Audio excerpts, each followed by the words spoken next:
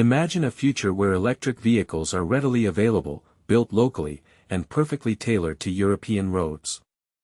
That future is rapidly approaching, thanks to a groundbreaking partnership that's set to electrify the continent. GAC, the innovative Chinese automaker, is joining forces with Magna, a global powerhouse in vehicle manufacturing, to accelerate the adoption of electric vehicles, EVs, across Europe.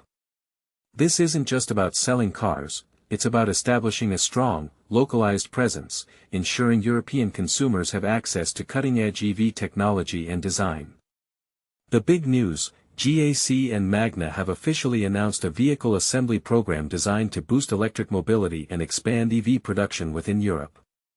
This collaboration signifies GAC's deep commitment to the European market, encompassing assembly, supply chain management, and sales strategies.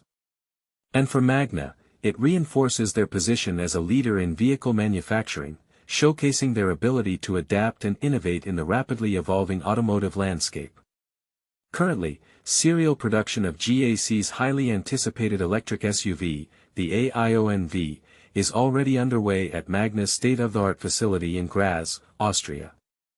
This is a significant milestone, marking the tangible beginning of this exciting partnership. Europe is a vital market in GAC's global development, emphasizes Wei Haigang, president of GAC International. Partnering with Magna enables us to bring locally assembled electric vehicles to European customers that reflect GAC's values of smart technology, sustainability, and craftsmanship. Roland Pretner, president of Magna Complete Vehicles, echoes this sentiment, stating, "This collaboration reflects the trust automakers place in Magna's expertise. Our Graz facility provides flexibility and capacity, allowing OEMs like GAC to localize production efficiently and confidently." Why is this such a big deal? Localized production means faster delivery times, reduced transportation costs, and the ability to tailor vehicles specifically to the needs and preferences of European drivers. It also creates jobs and stimulates economic growth within the region. Think of it as GAC not just selling cars in Europe, but building them for Europe. The AION V, already making waves with its impressive 5-star Euro NCAP safety rating, has already debuted in Finland, Poland, and Portugal. But here's where it gets interesting. GAC isn't stopping there. They have ambitious plans to expand their reach into even more European markets, forging new partnerships and establishing robust service and sales networks. This signals a long-term commitment to serving European customers and establishing a strong brand presence. Magna's Graz operation is renowned for its operational excellence and its ability to handle a diverse range of vehicles. They aren't just limited to EVs, their flexible production lines can accommodate internal combustion engine, ICE, hybrid, and electric vehicles simultaneously. With a staggering 125 years of manufacturing experience under their belt, Magna has developed over 40 different vehicle models and produced more than 4 million vehicles worldwide.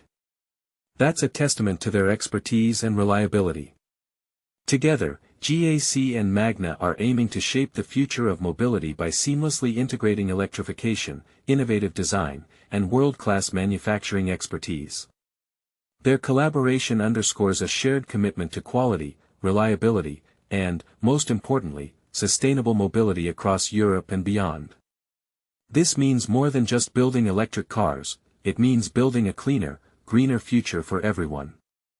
And this is the part most people miss: this partnership could potentially shift the balance of power in the European automotive market. Will established European automakers be able to compete with the combined forces of GAC's innovative technology and Magna's manufacturing prowess? Some analysts suggest that collaborations like this are essential for accelerating the transition to electric vehicles and meeting ambitious emissions targets. But here's where it gets controversial. Others argue that it could lead to increased competition and potentially disrupt existing supply chains. What do you think? Is this partnership a game-changer for the European EV market? Will it drive innovation and create new opportunities, or will it disrupt the established order? Share your thoughts and opinions in the comments below.